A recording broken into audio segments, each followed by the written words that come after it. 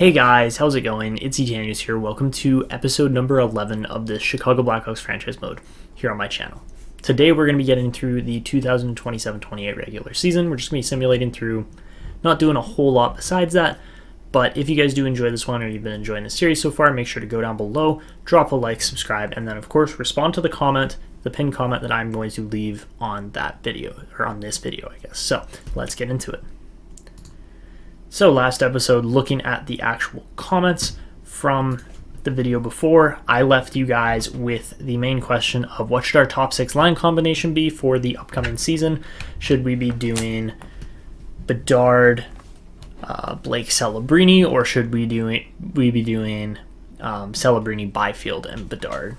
Because the only problem I see with the Blake Bedard Celebrini lineup is that they are too small. That's why I was looking at potentially getting Byfield on that line. But to be fair, all of these guys are 5'10 or 5'11, so it's not horrible. But as far as the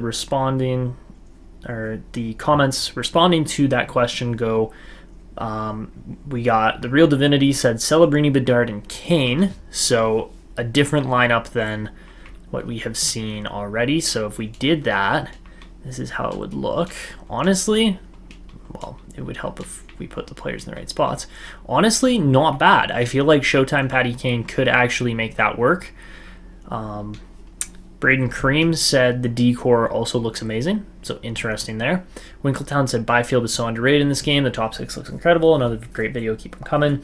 Okay, awesome. Didn't quite respond to the comment that I had asked about. Braden Kareem said the Blake Bedard Celebrini line looks like it could be the best in the NHL. Keep the top 6 how it is, and keep the Byfield, Kane, and Reichel line too. So, interesting comments there.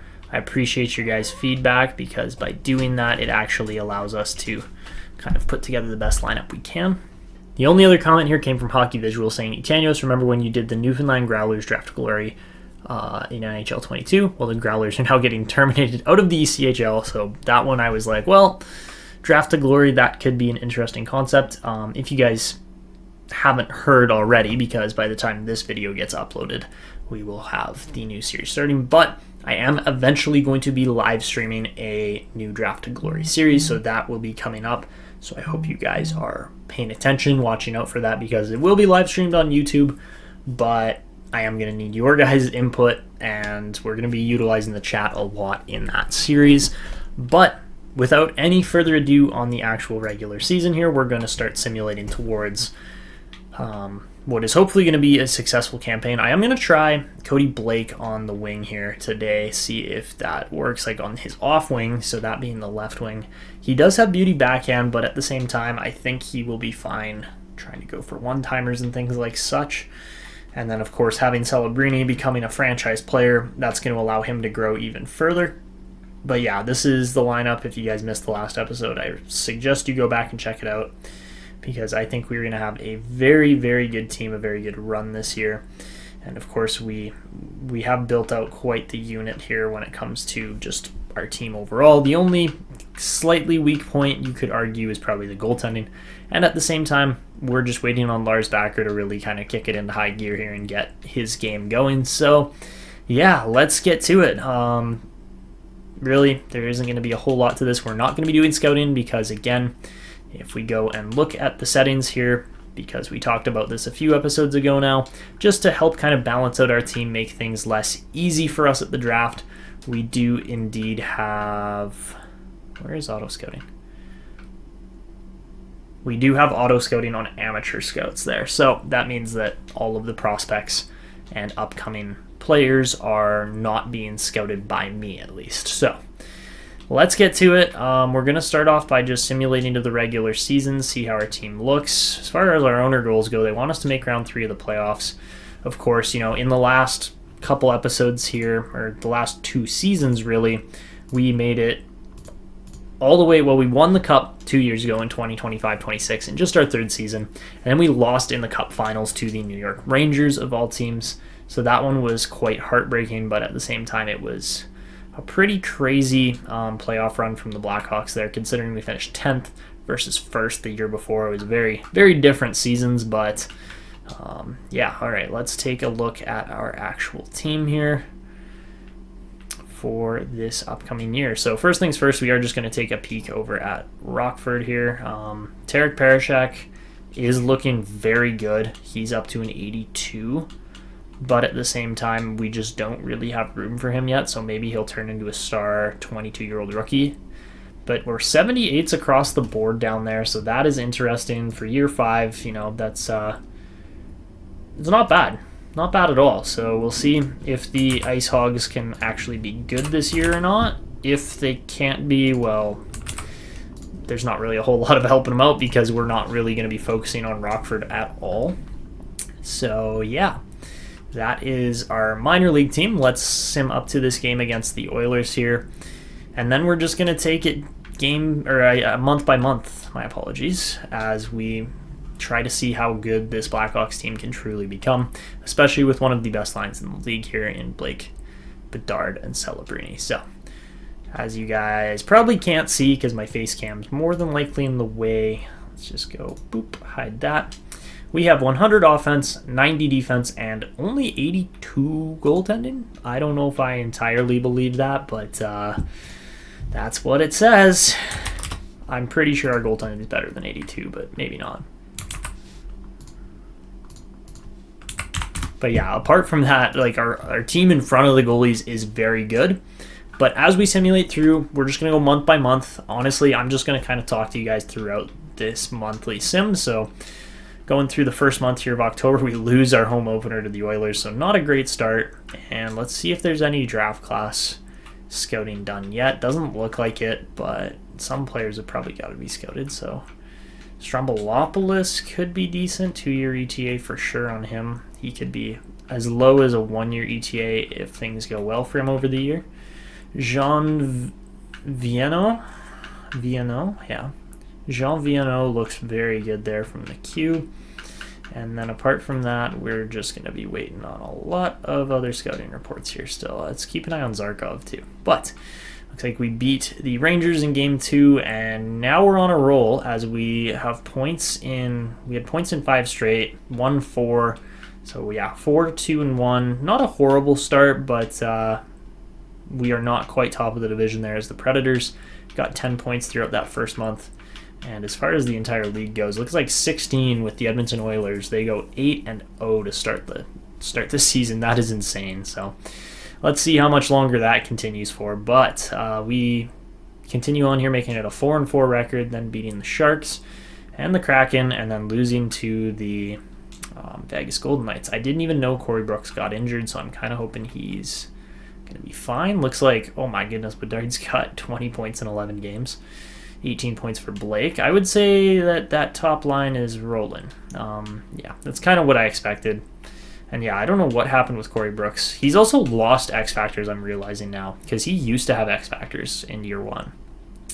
But he's lost X Factors over the last season or two, which I didn't think was possible, but it definitely is. And look at Levshinov, he's growing nicely, 9 assists in his first 11 contests, so keep an eye on him. We did lose to the Golden Knights, and now owner's not happy with the performance right now, so we're going to have to kind of step it up as the team. And there we go, we win a couple games in a row, have a shootout loss, and then continue getting points. Keep it going, boys, win some games. A couple back-to-back losses there that weren't very good. We lose Entwistle with injury, and yeah, that was not a particularly fabulous month here in November, but 12-7-3, where are we sitting? We're still second in our division, so I can't really complain there, but not really a good month there.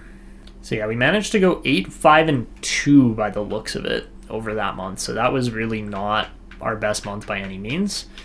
So we'll simulate up to the end of December now and see what we do, but yeah, we're really just letting other teams kind of jump around and end up wherever they want. We're not really playing our game particularly well, which is unfortunate because I feel like this Blackhawks team could be really good if they kind of just stuck to a better structure and system, but that hasn't really happened yet. So yeah, we'll have to just continue to sit back and watch, and whether that be in horror or in pride, we'll see, because yeah, this Hawks team has kind of been all over the place, and the scouting has not been good so far, that is for sure. So yeah, gonna be a bit of a long road ahead here throughout the rest of this regular season, but we'll see how it goes. So, looks like we are 1-2 in this month.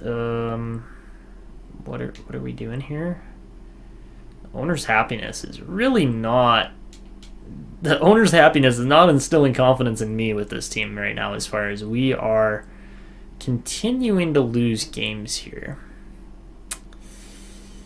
And yeah, 40 points in 34 games is nothing special. It's actually a pretty mid record overall.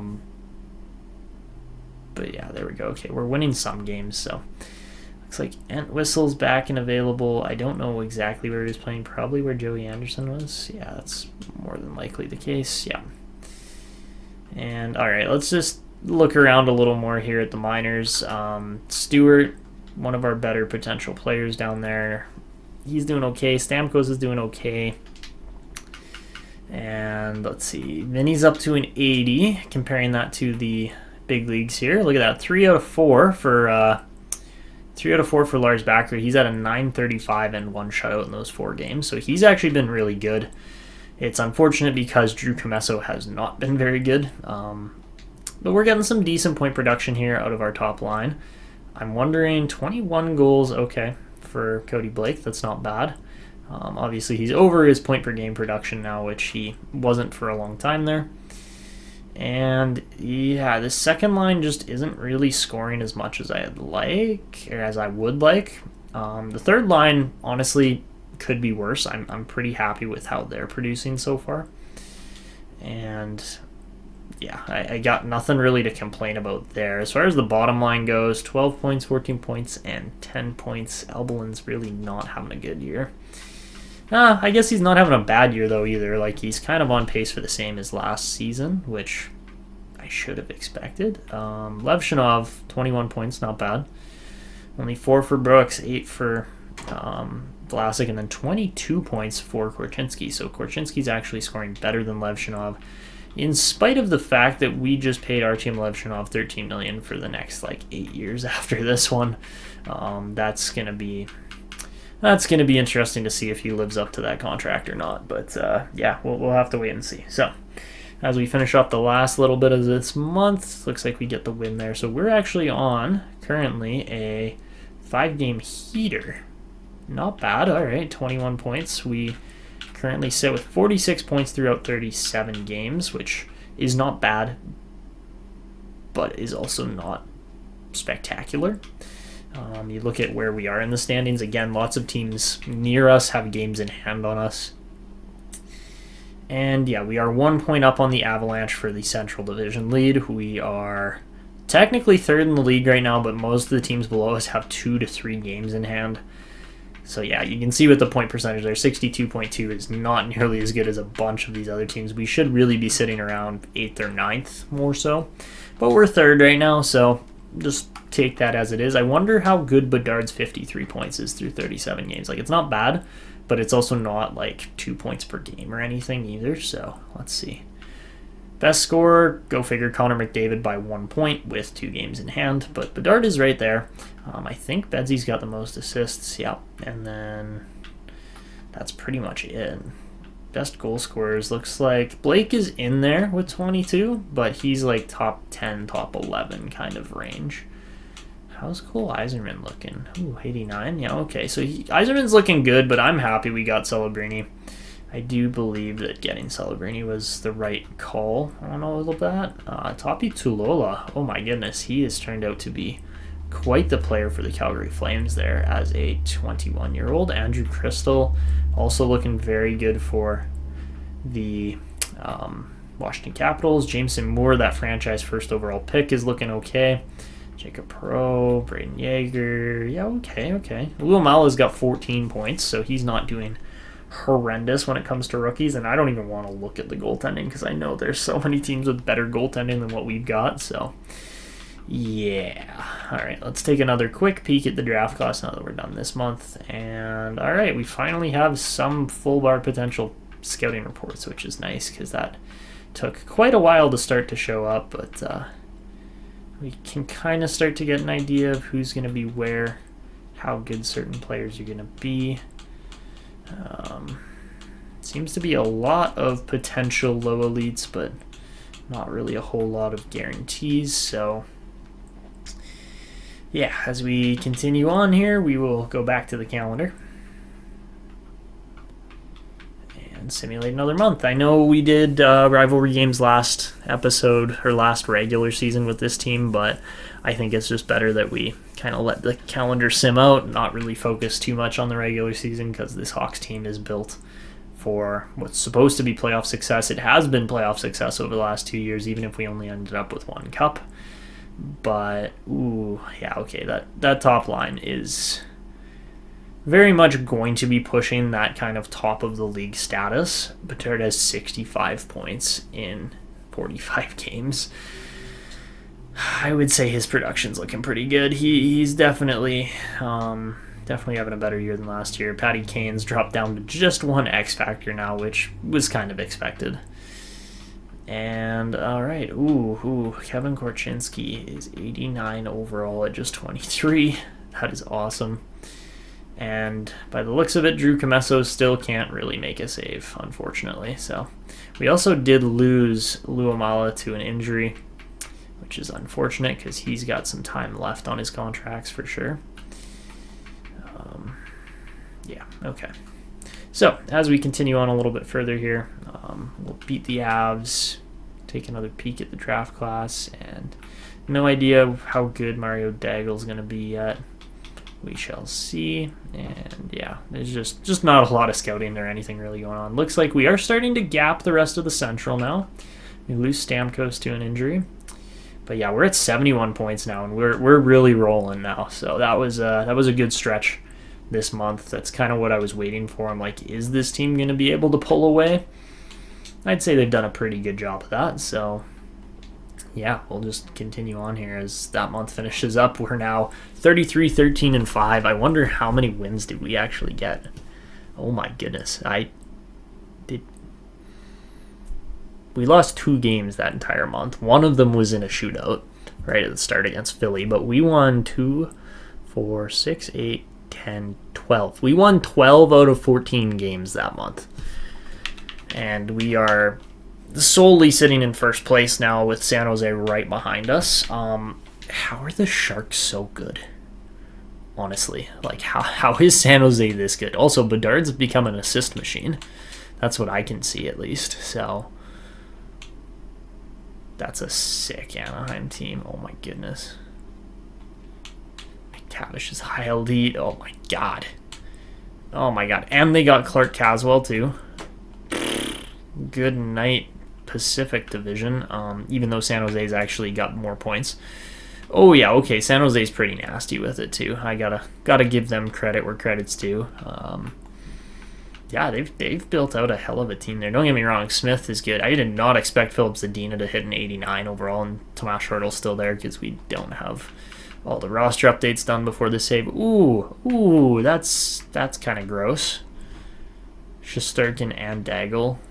Yeah, okay. And Adam Jurasek just chilling on the back end there. I would be playing him over Carlson all day, but okay, it is what it is. So that is the only other team that's really kind of in cahoots with us right now. And yeah, we are chilling at the top of the Central right now. Bedard is looking nasty with it, over an assist per game, which I know McDavid's doing it in real life this year, but like not too many players really ever get over an assist per game, and Bedard is now in possession of number 1 point scoring. So that's pretty impressive. I don't think Cody Blake's going to catch Kirill Kaprizov or Alexander Ovechkin because those two guys are just scoring at such an insane pace, but he could end up top 3 if he starts really ripping pucks in here. We'll have to wait and see, but yeah, it's looking pretty good so far, and I'm wondering, Hyman's got 42 assists. That's broken. Zach Hyman cannot pass the puck, and we all know that. Okay, then. Celebrini's having a decent year again. We'll see if he can break point totals on anything. I don't think 38 goals or 95 assists are really in his repertoire this year, but we'll wait and see. You know, I feel like Cody Blake probably is taking away a little bit of that total point production, but he could be adding to it too. So we'll see what happens. I am actually, just before we continue on through February here, I am just going to go and punch out some owner upgrades here on the United Center. Yeah, I understand why the owner isn't particularly happy with us. We didn't repair anything, so that would probably be why. And then, well, we can repair those, but like, why not get the lower bowl looking nice? And then, yeah, you know what? Okay, sure. Let's repair everything. Why not? Costs almost nothing to repair it, so we could have a fully repaired arena here real quick, which, you know what? Not bad. Not bad. All right. I am wondering, how are we doing on actual, like, kind of team rankings and stuff like that? We are...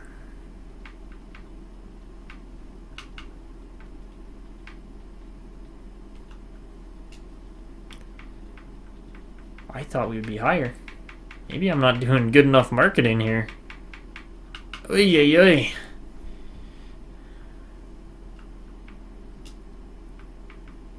Okay, we're 9th as far as year to date goes, but yeah, we gotta change that marketing budget around. So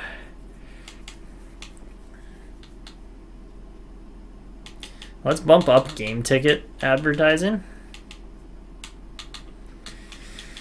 Go for 30, 40, 30 and see if that helps, because yeah, that's not good enough.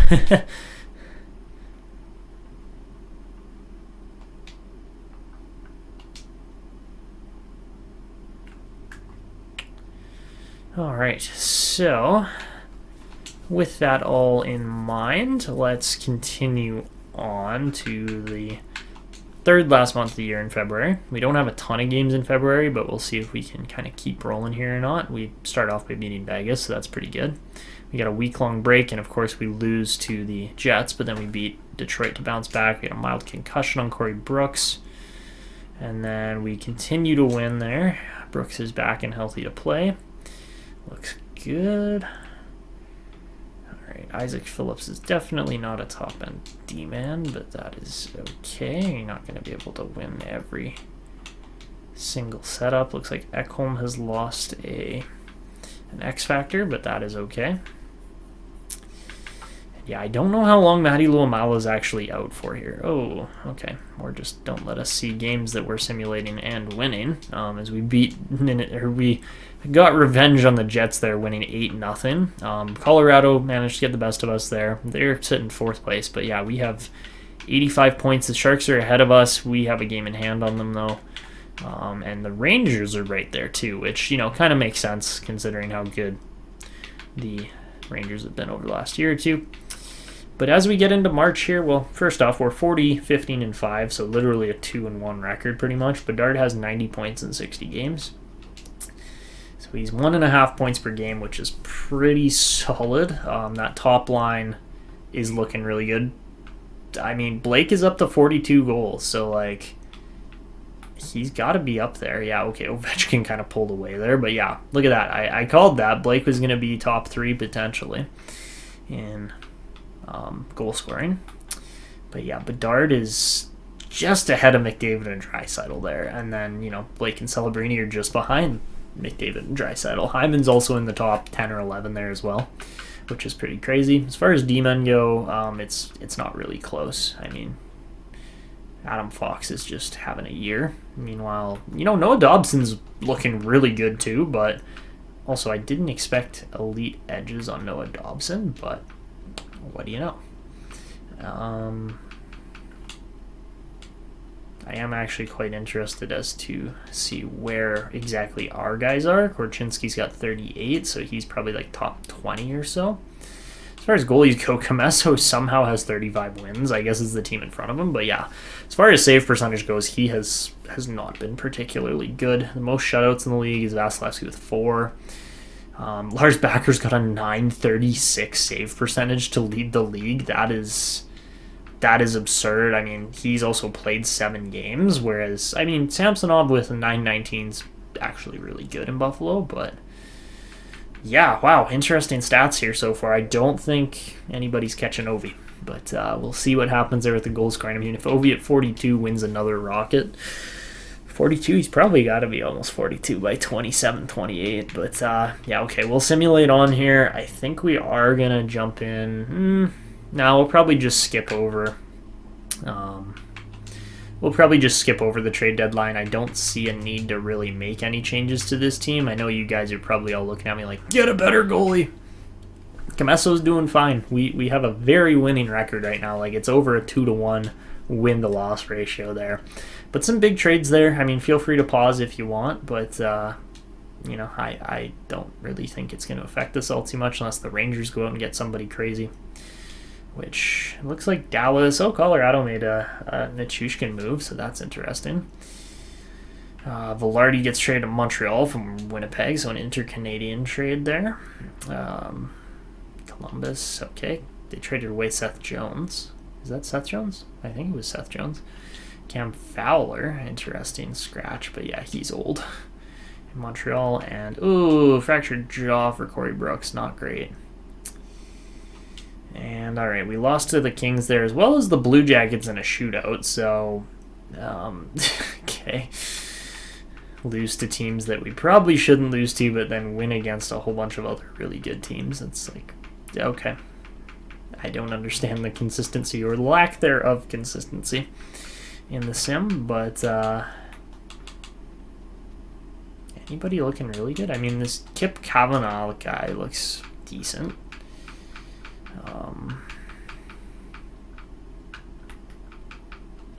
Cooper Reinen might actually be okay too.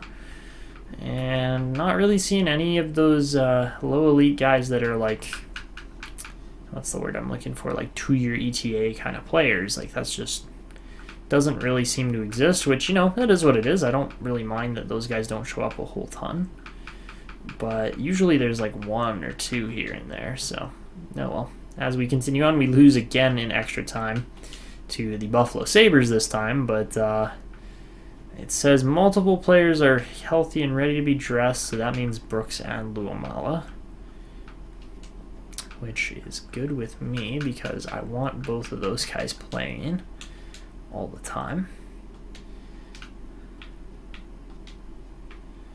And yeah, after this season, don't be surprised if we end up moving on from guys like Patrick Kane for sure. Well, actually, you know what? Patty Kane is still producing. He's got 57 points in 69 games. I can't really complain about how well he's played. But at the same time, looking at the rest of the group, I'm like, well, we have these guys that need to go up the lineup more, and it is probably stunting their development a little to have Patrick Kane in the lineup and in the team still, but we need that veteran leadership somewhere. Kane's one of those guys, Ekholm's another, so as we continue on here, we're winning and losing. We're kind of all over the place right now. And all right, we win 2. Okay, we're on a 4-game heater here towards the last month, and 106 points. It is a close President's Trophy race here between like 3 or 4 teams, so let's go take a quick peek at that. Bedard has indeed eclipsed the 100-point mark there he's now at 103 points in 74 games, so that's very solid. Nothing to complain about. And his line mates are at 96 and 93 points, so not really surprising there either. And Bedard is just ahead of McDavid. But look at this, Blake is now within 2 goals of Alexander Ovechkin. I would have to say, I honestly think Bedard and Blake playing together is working well, like very well, to the point where maybe we could even see Celebrini slide off of that line if needed, but we'll see what happens there. I didn't actually go and look at the standings here, which is what I was saying we were going to do. And yeah, we're clinched for sure, but Rangers are right there with us. San Jose's right there, and then, you know, kind of drops from there with Toronto, Dallas, and Buffalo. Buffalo's actually been pretty good this year too, so there you go. That's how this year's looking. As we finish off the month, I would love to see your guys' predictions in the comments if you stop the video right now as far as who wins the Rocket, who wins the Hart. You got a good idea of it with how many times I've stopped up here, but let me know your predictions in the comments below. I would love to see that. And all right, as we continue on here, 13-3. 13-3. We just scored 13 times on the Colorado Avalanche and captured all but 1 point in the final month to end up with a 121-point, 56-17-9 record. And the Nashville Predators missed the playoffs with 92 points. The Colorado Avalanche, who we beat 13-3, missed the playoffs with 89 points. Holy smokes. Like, quite literally smokes. That's the only word I can say. Because the Central Division was on fire. Bedard finishes with 40 goals and 116.76 assists on the year is quite impressive. It's no 95, but Celebrini actually out-assisted him, and we had a full 100-point scoring line there. So that is impressive. Levshinov just beat out Korchinski by 3 points on the back end there for scoring, but hey, Korchinski's up to a 90 overall. That's pretty sweet. And, yeah, all right. Oh, my goodness. Blake actually... Oh, my God. I didn't even realize Blake scored 67 goals. Holy Cody Blake. He must have beaten Ovechkin. Yeah, he did. Okay. Frickin' 67 goals. Adam Fox actually beat out Bedard and Celebrini, though, for assists, which is insane. Plus minus, we had a lot of those top 10 guys in the plus minus range. Not surprising because we won so much, but yeah, McDavid kind of wedges his way in there between our line in Chicago. But yeah, the Blake Bedard Celebrini line definitely worked. I think that is the right way to put it. I was actually a little annoyed last year that Bedard only scored 93 because he was playing really well, but yeah, less goals, more assists. I guess that's the way to go for him. He had that 68 goal season, so he's actually been one better than Cody Blake, but I'm going to argue that doesn't last very long because Blake, oh my God, Blake just went off. He also had 40 penalty minutes, which is one of the higher stats there. You know, he's no like rage chop monster like Leon Draisaitl necessarily, but yeah, wow, what a season from those guys. All right, rookie skaters this year. Jameson Moore stepped it up at the end of the year, but couldn't quite catch Andrew Crystal there. He just got too far ahead. Talola turned out to have a really good year there, and yeah, we definitely struggled a little bit with the injuries there. But as far as goalies go, Shesterkin beats out Comesso for most wins. Shesterkin also played 75 games this year. So yeah, I think he just tied. I'm not sure if he broke it. I think he just tied the single season wins record for a goalie.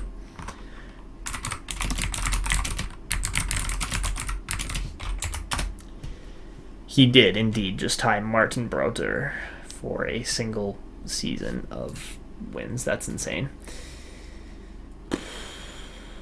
And Martin Brodeur, Martin Brodeur and Braden Holtby just got tied there by Igor Shesterkin. I would bet you, though, yeah, Lars Backer's 927 save percentage was fabulous. He only lost 3 games and got a shutout out of those 16. So that's very impressive. Wow, okay. I think that was pretty much it. Here's just another quick kind of peek at the rest of our team, more so like depth scoring wise. Crosby still got 35 points at 40 years old, so can't complain about that at all. He was good enough. But yeah, we paid him a lot of money for one season there. So, all right, so that is where we are at.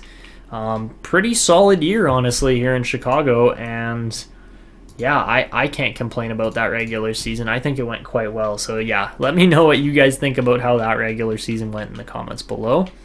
At 121 points, we will be getting the Minnesota Wild in the first round. By the looks of it, they only had 93 points. By no means the weakest team in the playoffs, but let's just go take a peek because, you know, sometimes these teams can be sneakily good.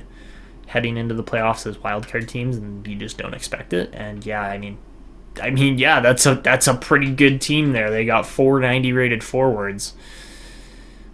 That's actually more than we have. So yeah, yikes is all I can say. Because yeah, this team's gonna be a force here in Minnesota. Oh, they got Anton Silayev as well, or Silayev. Okay. Yeah, this is going to be a tougher matchup than I was bargaining for. So, there you go. And they got an... Oh, God. Oh, God. Okay. So, that's what's on our radar for this upcoming playoff series is that Minnesota team. Yeah, okay. So, let's just take some pride and enjoyment in the regular season we were able to put up, because the playoffs might not go quite as planned based on the matchup we just landed ourselves. So yeah, okay.